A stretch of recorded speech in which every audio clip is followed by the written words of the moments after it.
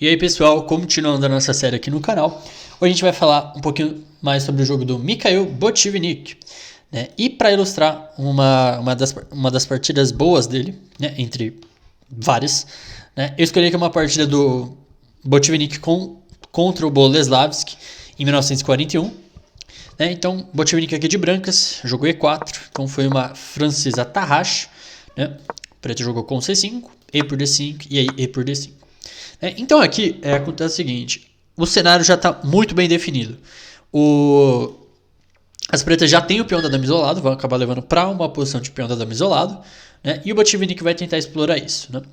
Veio bispo B5 cheque, desenvolvendo com ganho de tempo, cavalo C6, cavalo de GF3, bispo D6 roque, né? Cavalo E7, e agora veio D por C5, bispo por C5, cavalo B3. Então, bispo B6, tudo muito lógico, né? O cavalo agora, as peças aqui estão lutando pela casa de D4. O bispo em B5 também está lutando pela casa de D4 indiretamente, né? E aqui o Botvinnik veio com um lance meio... Como é que eu posso dizer? Quebrando conceitos, vamos dizer assim. Ele jogou aqui bispo E3. E assim,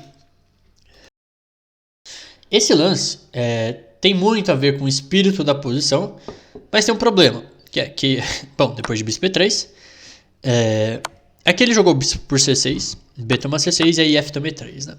E aí qual seria o problema? Primeiro, qual seria o ponto positivo dessa troca pro branco, né? Como a estrutura acaba mudando para uma estrutura de peões colgantes, né? Quanto menos peças no tabuleiro, mais fácil fica para explorar os peões, certo? Ponto positivo, beleza, tudo certo. O problema é que isolou o peão de E3. Então as pretas podem acabar criando algum tipo de contrajogo em cima desse peão, certo? Mas aqui em específico o peão em E3 ajuda a controlar a casa de D4. E como o cavalo já está em B3, né, ele já olha para essas casas, né? Vamos ver como é que o Botvinnik usa essa vantagem. Veio o roque, dama D2, dama B6 e agora dama C3, é um chave para a estratégia das brancas, né? A dama em C3 controla tanto D4 quanto C5. Acho que aqui atrás também dava para jogar dama D4, mas tinha que ficar de olho em ideias como cavalo F5 e tal, né? Atacando o peão e a dama. Por isso dama D2 parece, dama D2, dama C3 parece um pouquinho melhor. Veio torre B8, torre de AB1, preparando em algum momento a ida do cavalo para as casas centrais. Torre E8, torre E1, cavalo G6, cavalo C5. Né? Bispo G4, porque, por exemplo, se joga um lance como rei H1, né? O preto claramente vai querer trocar esse bispo por esse cavalo, porque agora as brancas não vão ter mais ideias como cavalo D4 e tal, né? Mas o cavalo foi para D4. Né? E olha esse domínio posicional, hein? Isso é louco. É o sonho de todo jogador criar esse tipo de posição. Veio o cavalo E5, B4, aumentando o controle sobre a casa de C5, torre BD8, e aqui o Botvinnik se desfez da fraqueza, né? Ele jogou com E4 aqui, D por E4, torre por E4. Então aqui as brancas têm a posição sólida no centro, tem o controle central ali de C5 de D4, né? E, bom, não tem mais peão fraco, né? Então aqui acho que o branco pode ter uma pequena vantagem, né? Aqui o Boleslavski jogou A5 para simplificar a posição e trocar a única fraqueza que ele tinha, quer dizer, a única não, né? Uma das fraquezas que ele tinha, A3, AB4, AB4, e jogou com F6 para solidificar aqui o cavalo em E5. Torre de B1, rei H8, rei H1, né? Para sair de futuros temas aqui na diagonal, bispo D7. Né? E aqui, depois de bispo D7, eu não sei exatamente o que o Boleslavski furou, né? Mas tipo, por que não bispo H5, trazer o bispo para G6 e ficar mirando o peão de C2 e tal, né? Porque depois de bispo D7, o Boleslavski perde um peão, assim. Leva cavalo D7, torre D7 e dama tomando C6, aproveitando que o cavalo está cravado, né? E aqui o Botvinnik ganhou o peão, né? Claro que a vida não é fácil. Veio dama D8, cavalo F3, torre C7, né?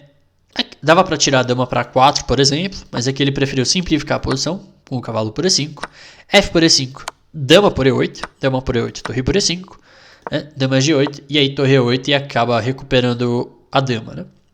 Torre C2, torre G8, rei G8.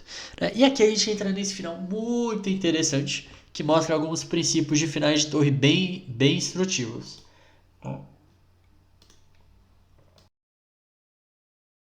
Então aqui, se a gente lembrar aqui da aulinha sobre princípios de finais de torre, né?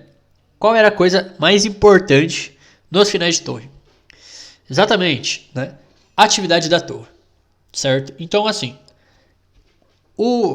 tem algumas ideias nesses finais que é o seguinte, né? Como é que a torre pode ser ativa?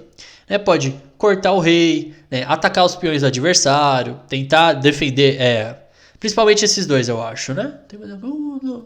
Bom, enfim, né? Ou e apoiar os próprios peões, né? Como é o caso aqui, né? O branco jogou torre B1, né? Regrinha básica, né? Torre sempre atrás dos peões passados, né? Raramente isso vai ser ruim, tá? Então aqui a torre vai apoiar o peão de B. O Beloslavski jogou com F7. Eu acho que talvez uma tentativa melhor fosse torre C6 para bloquear o peão passado rápido. Mas aqui ele prefere jogar com F7, B5, Rei E6, B6, torre C8, H3, torre B8, Rei H2, Rei D5, Rei G3, Rei C6, né? E claro, precisa de técnica ainda para ganhar o final, né? E aqui a ideia do preto é qual, né? Depois de Rei G4, Rei B7, né? O Boleslavski vai trocar o bloqueador, né? O rei das pretas vai ficar ocupado aqui bloqueando o peão de B, né? E ele libera a torre aqui para criar contra-jogo, para pôr ela em atividade, né? E aí mais um princípio aqui para vocês. Se o bloqueador for o rei, a melhor posição para defender o peão é do lado, tá? Lateralmente. Então aqui o Botvinnik jogou com torre E1. Se rei B6, torre B1 cheque, o final vai ser ganho, né? Porque vai trocar as torres e o rei das pretas está muito longe de defender os peões aqui. Então não dá para trocar. Veio torre G8 e aí torre E6, né? Então isso seria a defesa lateral do peão.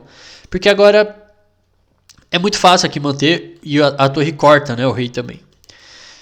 Rei A6, Rei G5, Rei B7. E agora, né, para conseguir ganhar o final, o Botvinnik precisa do quê? Criar casas fracas para o rei entrar também, né? E ele fez isso jogando H4. A ideia é jogar H5, H6. Aí ele começa a expandir ali na ala do rei. Rei A6, H5. Rei B7, G4. Rei A6 e Rei H4. Rei B7, H6. E aí ele consegue, trocando o peão, depois de H, torre H, ele cria outra fraqueza na posição. Né? Além do peão de B, que é uma fraqueza para o preto. Agora ele fica martelando aqui o peão de H. Veio torre G7. Se torre H8, a vitória é meio simples até, né? G5, G6 e o peão vai acabar... O peão tá cravado, né? Então não vai ter muito o que o preto fazer. Então ele prefere torre G7 para defender aqui. Rei H5, Rei A6, torre C6, torre E7. E aí veio torre C7, né? E o branco meio que larga o peão de B, né? Porque o rei das pretas vai ficar muito longe para ajudar na luta contra o peão de G. Veio torre E5 cheque, G5, rei por B6, torre H7, rei C6, rei H6, rei D6, G6, torre E1, torre F7, né, já cortando o rei aqui das pretas, rei E6, torre F2, torre A1, G7, torre H1, rei G6, né, cheque, e aí entra naquela posição clássica, né, da ponte de Lucena, que a gente já sabe ganhar, né, torre E2, rei D7, torre E4, torre H2, e depois de rei F7 aqui o Boleslavski abandonou. Bom, mas eu acho que ela é muito instrutiva, né, principalmente pelo fato do jogo posicional do Botvinnik. Esse bispo P3 aqui, que pode parecer um pouquinho contraintuitivo por debilitar a própria estrutura, né, e como ele acaba explorando aqui as casas pretas que acabaram ficando fracas. E o final também, o final é bem interessante. Espero que vocês tenham gostado desse vídeo e vejo vocês no futuro próximo.